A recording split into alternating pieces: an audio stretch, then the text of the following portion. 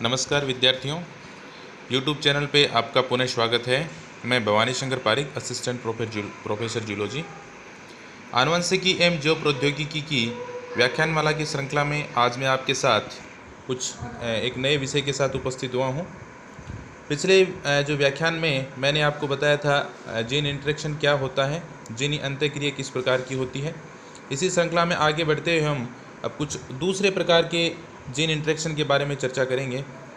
पिछले व्याख्यान में हमने देखा था कि जीन इंटरेक्शन वास्तव में एक या एक से अधिक जीन, सामान्यतः दो जीन मिलकर जब किसी एक लक्षण को निर्धारित करते हैं और उन दोनों के बीच में किस प्रकार की अंतःक्रिया होती है, उसके अनुसार वह लक्षण प्रदर्शित होता है, उसका निर्धारण होता है। तो ऐसी स्थिति जीन इंटरेक्शन या जीनी अंतःक्रिया कहलाती है। मैंने बताया था आपको कि सामान्यतः परिवर्तन के दौरान हमेशा ये नहीं होता कि किसी एक लक्षण के लिए एक ही जीन उत्तरदायी हो। वास्तव में लक्षणों का प्रदर्शन एक बहुत ही कॉम्प्लिकेटेड और बहुत सारे जीनों के द्वारा नियंत्रित प्रक्रिया होती है, जो परिवर्तन के दौरान डिफरेंट टाइप्स के जो करेक्टर्स होते हैं उन जीन के एक्टिव होने से और उनके आपस के इंटरेक्शन से तय होते हैं। जब भी उनमें से कोई एक जीन अपना प्रभाव नहीं प्रदर्शित कर पाता है, या अगर वो जीन आवश्यक है और उसका वो किसी उत्परिवर्तित फॉर्म में है, तो ऐसे जीन जो हैं वो घातक जीन भी हो सकते हैं, जिसकी चर्चा हम पहले कर चुके हैं। तो जीन इंटरेक्शन जब एक से अधिक जीन मिलकर किसी एक लक्षण को निर्धारित करते हैं और उनके आपसी अंतःक्रिया के द्वारा उस लक्षण का निर्धारण होता है, तो स्थिति जीनी अंतःक्रिया या जीन इंटरेक्शन कहलाती है।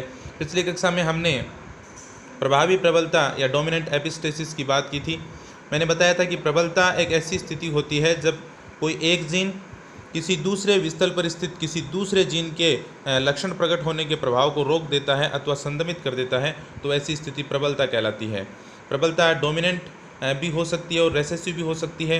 वह एक डोमिनेंट एलील के कारण होती है या रेसेसिव एलील के कारण होती है। इसके आधार पर उसके डिफरेंट जो टाइप्स हैं वो बनते हैं। तो इसके बाद में आगे बढ़ते हुए अब मैं एक दूसरी स्थिति के बारे में यहाँ पर चर्चा करने जा रहा हूँ, जिसको अप्रभावी प्रबलता या संपूरक जीन कहा जाता है। रेसेसिव एपिस्टेसिस और सप्लीमेंट्री जीन। सप्लीमेंट्री जीन ऐसे जीन होते हैं, ऐसे कोई दो जीन जिसमें कोई एक जीन अपनी प्रभावी अवस्था में अपने लक्षण को प्रकट कर सकता है, परंतु दूसरा जीन अपनी प्रभावी अवस्था में लक्षण तभी प्रकट कर सकता है जब पहला जीन उसके साथ प्रभावी अवस्था में उपस्थित हो। यहाँ पे हमको ये ध्यान से समझना है। मान लीजिए कि किसी एक लक्षण के निर्धारित होने के लिए कोई दो जीन इंटरेक्शन करते हैं, जिनको हम जीन ए और जीन बी द्वारा उसको रिप्रेजेंट कर रहे हैं। जीन ए है वो इंडिपेंडेंटली या दूसरे जीन पर निर्भर ना रहते हुए अपने लक्षण को प्रदर्शित कर देता है। यानी जब जीन ए अकेला होता है, अकेला अपनी प्रभावी अवस्था में होता है, तो उसका जो पर्टिकुलर जो ट्रेट है वो उस जीव में दिखाई देता है। लेकिन जीन बी उसका एक डिफरेंट प्रकार के लक्षण को वो प्रदर्शित करता है, लेकिन वह अपने लक्षण को तभी प्रदर्शित कर पाता है जब जीन ए उसके साथ डोमिनेंट स्टेज में या प्रभावी अवस्था में, या हम कह सकते हैं कि कैपिटल ए फॉर्म में मौजूद हो। तो यहाँ पर हम कह सकते हैं कि जब भी जीन ए अपने रेसेसिव फॉर्म में मौजूद होता है, यानी वो स्मॉल ए के रूप में होता है, तो ऐसी स्थिति में जीन बी अगर अपने कैपिटल फॉर्म में मौजूद है तो भी उसका लक्षण प्रदर्शित नहीं हो पाता है। यानी यहाँ पर जीन ए का जो रेसेसिव फॉर्म है वो जीन बी के ऊपर या जीन बी के साथ वो एपिस्टेटिक है, उसके साथ वो प्रबल है, जबकि जीन बी है वो यहाँ पर हाइपोस्टेटिक है। तो ऐसे दो जीन संपूरक जीन कहलाएंगे। यानी जीन ए अपना इंडिपेंडेंटली अपना लक्षण प्रदर्शित कर सकता है, परंतु जीन बी का लक्षण तभी प्रदर्शित होगा जब जीन ए उसके साथ कैपिटल फॉर्म में मौजूद होगा। तो यहाँ पर हम एक एग्जाम्पल लेके चलते हैं। मैंने आपको बताया कोई भी दो जीन ए व बी हमने ले लिए। जीन ए है वो, मान लीजिए यहाँ पर एग्जाम्पल लेके चल रहे हैं हम, तो मान लीजिए कि वो किसी एक पुष्प के रंग के निर्धारण के लिए, किसी पादप में एक पुष्प के रंग के निर्धारण के लिए ये उत्तरदायी जीन है। जीन ए है वो पुष्प के रंग को लाल बनाता है, जबकि जीन बी उसे बैंगनी बनाता है। यहाँ पे दो पेरेंट हम लेके चल रहे हैं। एक पेरेंट या एक जनक पादप जिसका genotype capital A small b है। चूँकि यहाँ पे कैपिटल ए मौजूद है जो पुष्प का रंग लाल बनाता है, तो उसका फिनोटाइप लाल रंग होगा। दूसरा जो पेरेंट है यहाँ पर उसका जो जीनोटाइप है वो स्मॉल ए कैपिटल बी है। चूंकि कैपिटल बी मौजूद है और वह पुष्प का रंग बैंगनी बनाता है, परंतु मैंने आपको बताया कि यहाँ पे इंटरेक्शन इस प्रकार का है कि जीन बी का लक्षण तभी प्रकट होता है जब जीन ए कैपिटल फॉर्म में मौजूद हो या प्रभावी अवस्था में मौजूद हो। चूंकि यहाँ पर जीन ए रेसेसिव फॉर्म में मौजूद है, इसलिए जीन बी का लक्षण प्रकट नहीं होगा। और एक तीसरा फिनोटाइप जो वाइट कलर जो है वो यहाँ पे शो होगा, यानी ऐसे पुष्प सफ़ेद रंग के होंगे। जब ऐसे दो पेरेंट के बीच में संकरण करवाया जाता है तो F1PD में जो पादप प्राप्त होंगे उनका genotype capital A small a, capital B small b होगा। ये दोनों जीन हैं वो यहाँ पर विषम युग्मजीय अवस्था में होते हैं। अब हम यहाँ पर इसका फिनोटाइप देखते हैं। चूँकि यहाँ पे जीन ए कैपिटल फॉर्म में है और उसके साथ जीन बी भी कैपिटल फॉर्म में मौजूद है, तो मैंने आपको बताया कि जीन बी अपना लक्षण तभी प्रदर्शित कर पाता है जब उसके साथ जीन ए भी कैपिटल फॉर्म में मौजूद हो। तो ऐसी स्थिति में अब जीन बी का लक्षण प्रदर्शित होगा और ऐसे पुष्प जो होंगे वो पर्पल कलर के या बैंगनी रंग के होंगे।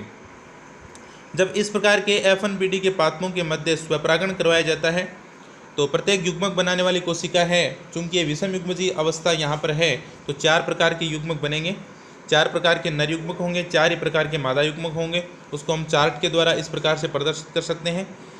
तो 4 प्रकार के जो युग्मक नर युग्मक हैं, capital A capital B, small a capital B, capital A small b, इसी प्रकार से 4 प्रकार के मादा युग्मक बनाते हैं। और जब इन युग्मकों के मध्य निषेचन के पश्चात जो 16 जाइगोट यहाँ पर बन रहे हैं, उस 16 जाइगोट में हम देखते हैं कि 9 विभिन्न प्रकार के जीनोटाइप यहाँ बनते हैं और उस 9 जीनोटाइप वाले टोटल 16 जाइगोट यहाँ पे बनते हैं। जब इन जाइगोट को हम देखते हैं, उनका जीनोटाइप देखते हैं, तो अब यहाँ पर हम इनके मध्य किस प्रकार का जीन इंटरेक्शन है इसको ध्यान में रखते हुए हम इनका फिनोटाइप निर्धारित करते हैं। तो आपको कुछ बातें यहाँ पे ध्यान में रखनी होंगी। आपको ये समझना होगा कि जब भी दोनों जो एलील या दोनों जीन हैं वो अपने कैपिटल फॉर्म में मौजूद हैं, चाहे उनकी एक सिंगल कॉपी हो चाहे डबल कॉपी हो, ऐसी स्थिति में जीन बी का लक्षण प्रकट होगा, अर्थात पुष्प का रंग बैंगनी होगा। अगर जीन ए अपने उसकी दोनों कॉपी, दोनों एलील उसके रेसेसिव फॉर्म में मौजूद हैं, तो अब चाहे जीन बी अपने डोमिनेंट फॉर्म में हो चाहे रेसेसिव फॉर्म में, ऐसी स्थिति में जो फिर पुष्प का रंग है वो वाइट ही होगा, क्योंकि ना तो जीन ए अपना लक्षण प्रदर्शित कर पाता है क्योंकि वो रेसेसिव फॉर्म में है, और जीन बी भी अपना लक्षण प्रदर्शित नहीं कर पाएगा क्योंकि उसको अपना लक्षण प्रदर्शित करने के लिए जीन ए का कैपिटल फॉर्म में होना आवश्यक है। तो ऐसी स्थिति में दोनों का ही लक्षण प्रारूप नहीं प्रकट होगा और पुष्प जो हैं वो वाइट कलर के ही प्रकट होते हैं।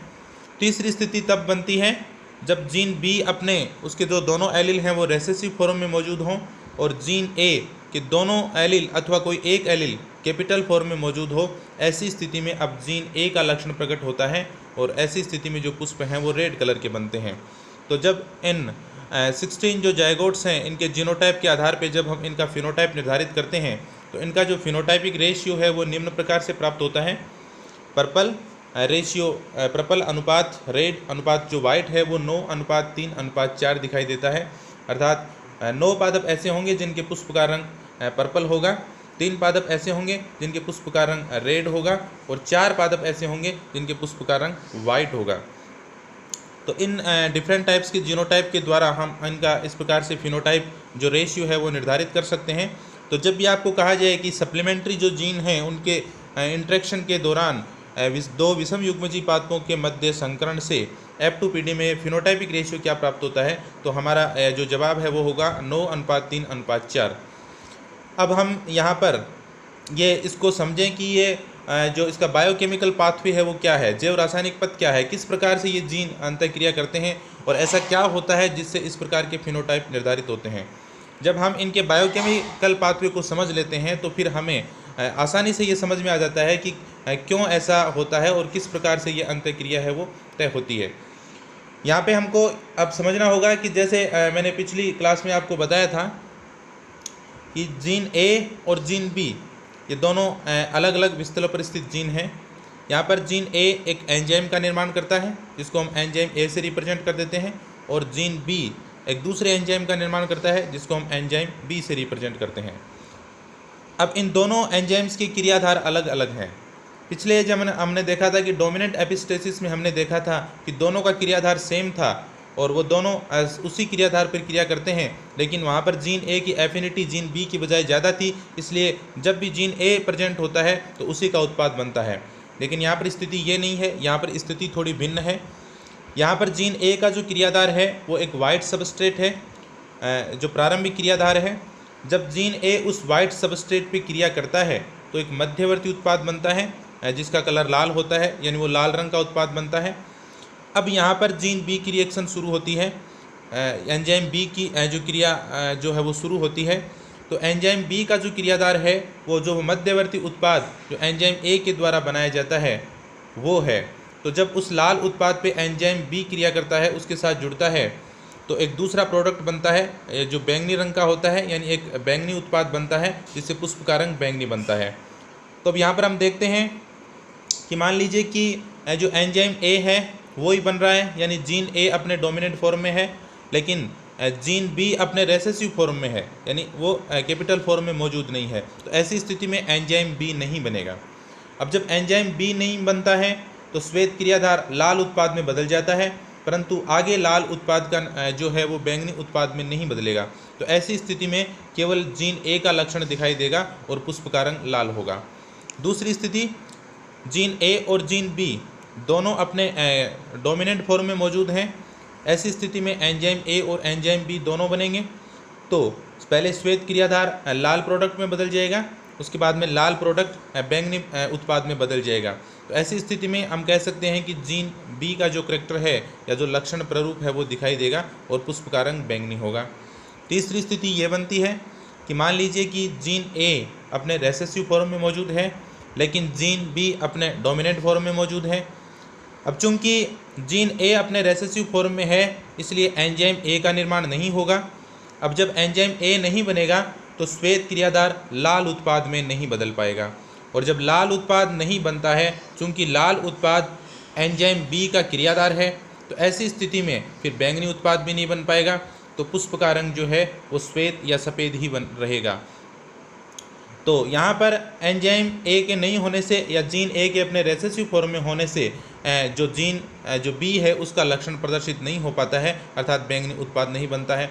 चौथी स्थिति, जब दोनों ही जीन अपने रेसेसिव फॉर्म में मौजूद हों तो ऐसी स्थिति में ना तो लाल उत्पाद बनेगा ना बैंगनी उत्पाद बनेगा। तो जो क्रियाधार है वो श्वेत क्रियाधार होने के कारण पुष्प का रंग सफ़ेद ही दिखाई देगा। तो हम कह सकते हैं कि जो रेसेसिव एपिस्टेसिस या सप्लीमेंट्री जीन ऐसे इस प्रकार का इंटरेक्शन है दो जीन्स के मध्य, जिसमें कोई एक जीन अपना इंडिपेंडेंटली अपना करैक्टर शो कर सकता है, लेकिन दूसरे जीन का लक्षण प्रदर्शित होने के लिए पहले जीन का डोमिनेंट फॉर्म में होना आवश्यक है। एक तीसरे प्रकार का जीन इंटरेक्शन जिसके बारे में मैं अभी चर्चा करता हूँ, जिसको दो ही अप्रभावी अंतःक्रिया या पूरक जीन कहा जाता है। डुप्लीकेट रेसेसिव इंटरेक्शन और कॉम्प्लीमेंट्री जीन कहा जाता है। कॉम्प्लीमेंट्री जीन या पूरक जीन ऐसे दो जीन होते हैं जिनको लक्षण प्रदर्शित करने के लिए दोनों का ही डोमिनेंट फॉर्म में होना आवश्यक होता है। यानी जब किसी लक्षण विशेष, कोई भी मान लीजिए कोई एक स्पेशल ट्रेट है या कोई लक्षण विशेष है, वो तभी प्रकट होता है जब उसके लिए उत्तरदायी दोनों जीन अपनी प्रभावी अवस्था में उपस्थित हों। अगर उनमें से कोई भी एक जीन अपनी प्रभावी अवस्था में उपस्थित नहीं होता है तो वह लक्षण प्रकट नहीं होता है। तो ऐसे जीन पूरक जीन कहलाते हैं, अर्थात ये जीन एक दूसरे के कॉम्प्लीमेंट्री होते हैं, क्योंकि किसी भी एक जीन के अप्रभावी अवस्था में मौजूद होने पर वह लक्षण प्रकट नहीं हो पाता है। उस लक्षण के प्रकट होने के लिए उन दोनों का डोमिनेंट फॉर्म या प्रभावी अवस्था में मौजूद होना आवश्यक होता है। तो हम एक एग्जाम्पल, उसी प्रकार से एग्जाम्पल एक लेकर चलते हैं। मान लीजिए उसी प्रकार से मान लीजिए कि किसी कोई पादप में किसी पुष्प के रंग के निर्धारण के लिए दो जीन उत्तरदायी हैं, जीन ए और जीन बी से हम उनको लिख रहे हैं। और पुष्प का जो लाल रंग है वो बनता है, वो तभी बनता है जब दोनों जीन अपने डोमिनेंट फॉर्म में होते हैं। अब मान लीजिए कि कोई भी एक जीन, चाहे वो ए हो या फिर जीन बी हो, स्मॉल ए या फिर स्मॉल बी की स्थिति है, तो ऐसी स्थिति में वह लाल रंग वो पुष्प का नहीं दिखाई देगा। ऐसी स्थिति में पुष्प का रंग जो सबस्ट्रेट जो है, यानी वाइट कलर का जो सबस्ट्रेट है वही बना रहेगा और पुष्प का रंग सफ़ेद ही दिखाई देगा। दो पेरेंट यहाँ पर हम ले रहे हैं, कैपिटल ए, स्मॉल बी। एक दूसरा पेरेंट या मादा पादप हम कह सकते हैं, उसमें स्मॉल ए और कैपिटल बी की सिचुएशन है। चूँकि यहाँ पर पहले वाली स्थिति में बी है वो अपने रेसेसिव फॉर्म में है और दूसरी स्थिति में ए है वो अपनी रेसेसिव फॉर्म में है। तो मैंने बताया कि दोनों में से अगर कोई भी अपने रेसेसिव फॉर्म में मौजूद होता है तो वह पर्टिकुलर करैक्टर शो नहीं होता है, तो दोनों के पुष्प का रंग वाइट है। जब ऐसे पादपों के मध्य संकरण करवाते हैं तो F1PD में जो पादप होते हैं उनका जीनोटाइप जो विषम युग्मजी जीनोटाइप प्राप्त होता है, capital A small a capital B small b। अब चूंकि यहाँ पे दोनों जीन अपने डोमिनेंट फॉर्म में, उनकी एक एक कॉपी डोमिनेंट फॉर्म में मौजूद है, तो हम कह सकते हैं कि उनका जो फिनोटाइप होगा वो रेड कलर के पुष्प होंगे। तो ऐसे पादपों के पुष्प लाल रंग के होंगे। जब ऐसे पादपों के मध्य स्वपरागण करवाया जाता है उसी प्रकार से हम ये चार्ट के द्वारा इसको प्रदर्शित कर रहे हैं। 4 प्रकार के नर युग्मक और 4 प्रकार के मादा युग्मक बनते हैं। उनके बीच निषेचन के बाद में जो डिफरेंट टाइप्स के जो जाइगोट बनते हैं और उन जाइगोट का हम जीनोटाइप देखते हैं तो 9 विभिन्न प्रकार के जीनोटाइप बनते हैं। ये जो 16 जो जाइगोट हैं इसके जो जीनोटाइप हैं वो 9 भिन्न प्रकार के हैं। यहाँ पे समझना होगा जाइगोट की कुल संख्या 16 है, परंतु उनके जो टाइप्स हैं वो 9 हैं। ठीक है, कुछ जो जीनोटाइप हैं वो एक से ज़्यादा संख्या में मौजूद हैं। जब इनके हम फिनोटाइप निर्धारित करते हैं तो अब हमें यहाँ पर एक चीज़ ध्यान में रखनी होगी, रेड कलर तभी प्रदर्शित होगा जब दोनों जीन की कम से कम एक कॉपी या कम से कम उनका एक एलील दोनों जीन का डोमिनेंट फॉर्म में मौजूद हो।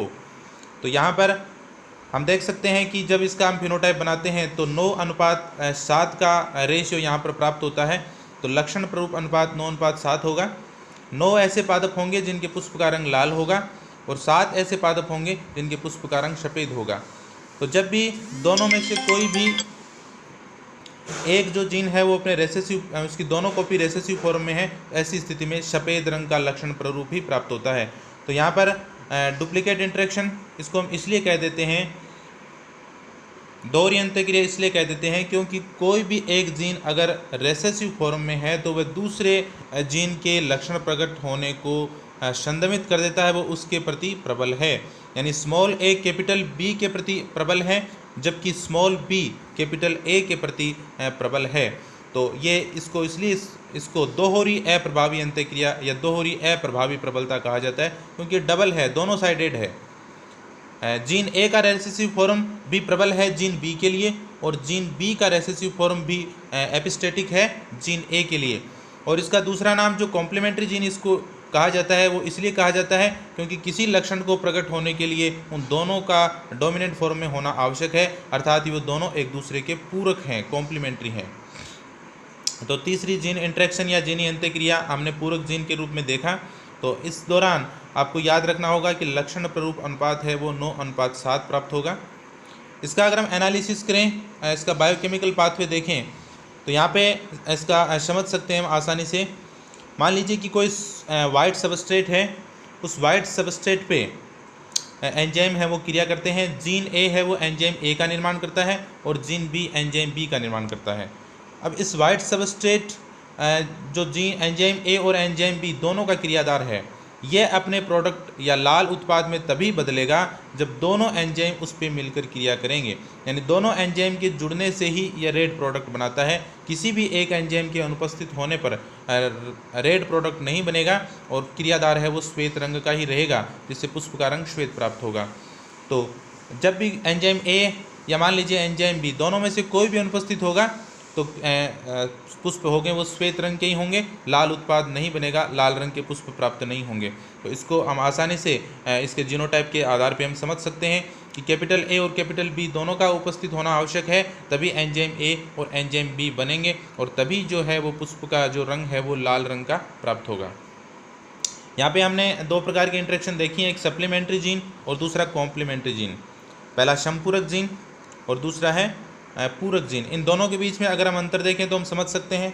संपूरक जीन में हमने देखा था कि कोई भी 2 जीन जो इंटरेक्शन कर रहे हैं उनमें से एक जीन तो अपना इंडिपेंडेंटली अपना लक्षण प्रदर्शित कर सकता है, लेकिन दूसरा जीन अपना लक्षण तभी प्रदर्शित कर सकता है जब उसके साथ जीन ए कैपिटल फॉर्म में मौजूद हो। अर्थात जीन बी के लिए संपूरक जीन है जीन ए, लेकिन दूसरी स्थिति जिसमें हमने पूरक जीन में देखी उसमें कोई भी एक जीन अपना इंडिपेंडेंटली अपना लक्षण प्रदर्शित नहीं कर सकता। इसमें दोनों जीन का डोमिनेंट फॉर्म में होना आवश्यक है, यानी वो पर्टिकुलर जो ट्रेट है वो तभी दिखाई देगा जब दोनों जीन डोमिनेंट फॉर्म में मौजूद हों। तो कह सकते हैं कि कोई एक जीन, संपूरक जीन में अगर हम बात करें तो कोई एक जीन अकेला प्रभावी अवस्था में अपना लक्षण प्रकट कर सकता है, जबकि पूरक जीन में दोनों जीन अकेले अपनी अप्रभावी अवस्था में एक लक्षण प्रकट करते हैं। यानी जब दोनों जीन ही अप्रभावी मौजूद होते हैं, अप्रभावी अवस्था में होते हैं, तो एक समान ही लक्षण प्रकट होता है, चाहे स्मॉल ए कैपिटल बी की स्थिति हो या फिर कैपिटल ए स्मॉल बी की स्थिति हो। इन दोनों स्थितियों में एक ही प्रकार का लक्षण रूप दिखाई देता है। संपूरक जीन में दूसरे जीन बी का लक्षण तभी प्रकट होता है जब जीन ए भी प्रभावी अवस्था में उपस्थित हो, और पूरक जीन में हम कह सकते हैं कि लक्षण विशेष के प्रकट होने के लिए दोनों जीन का प्रभावी अवस्था में होना आवश्यक है। अर्थात कॉम्प्लीमेंट्री जीन में जीन ए और जीन बी दोनों एक दूसरे के कॉम्प्लीमेंट्री हैं, जबकि सप्लीमेंट्री जीन में जीन बी का जो सप्लीमेंट्री जीन है वो जीन ए है। अर्थात जीन ए तो स्वयं अपना लक्षण अकेले प्रदर्शित कर सकता है, परंतु जीन बी के लक्षण को प्रदर्शित होने के लिए जीन ए का कैपिटल फॉर्म में मौजूद होना आवश्यक है। तो ये कुछ जीन इंटरेक्शन हमने देखे। कुछ और जीन इंटरेक्शन या जीनी अंतःक्रिया हैं जिसकी आगे मैं चर्चा करूँगा। तो अब 3 प्रकार की जीन अंतःक्रिया हम अब तक पढ़ चुके हैं। आपको इसका फिनोटाइपिक रेशियो याद रखना होगा कि ऐसी स्थिति में ये फिनोटाइपिक रेशियो प्राप्त होता है, या इस प्रकार के इंटरेक्शन के दौरान ये फिनोटाइपिक रेशियो प्राप्त होता है। और सबसे महत्वपूर्ण जो इनका बायोकेमिकल पाथवे है, अगर आप इसके बायोकेमिकल पाथवे को समझ लेते हैं तो फिर आपको किसी भी प्रकार के जीन इंटरेक्शन को समझने में दिक्कत नहीं होगी, और आप किसी भी प्रकार का जो न्यूमेरिकल टाइप क्वेश्चन या कोई भी आपको 2 डिफरेंट टाइप के जीनोटाइप देकर उसके बीच में जीन इंटरेक्शन को बताकर उसके आगे की संततियों के अगर फिनोटाइपिक रेशियो को पूछे तो आप आसानी से इस प्रकार के सवाल कर सकते हैं। आपको कोई समस्या नहीं आनी चाहिए। अगर फिर भी कोई समस्या आती है तो आप मुझे पर्सनली मेरे व्हाट्सएप नंबर पे मैसेज करके पूछ सकते हैं। आगे की क्लास जब तक हो तब तक धन्यवाद। Thank you.